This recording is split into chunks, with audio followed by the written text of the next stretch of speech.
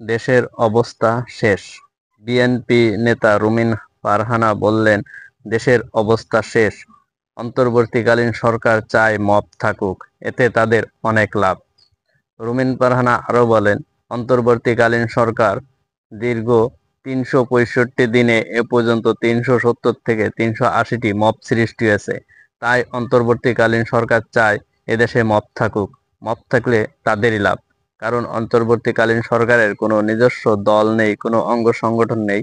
তাদেরকে সাপোর্ট করার জন্য একমাত্রই হচ্ছে মব সৃষ্টি করা। অন্তর্বর্তীকালীন সরকার চায় তার বিরুদ্ধে কোনো কথা হলে বা কেউ বা তার ষড়যন্ত্র করলে তাদেরকে মব সৃষ্টি করে সে দমিয়ে রাখবে। কারণ তার কোনো দল নেই যারা আন্দোলন করে এটাকে দমাতে পারে। রুমিন ফারহানা বলেন, অন্তর্বর্তীকালীন সরকার চায় মব থাকুক, এদেশে মব থাকলে তাদেরই লাভ।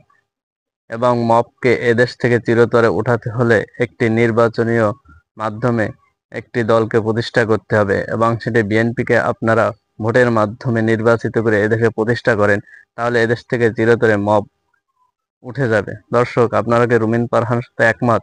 যদি হন তাহলে কমেন্ট করে জানাবেন। ধন্যবাদ।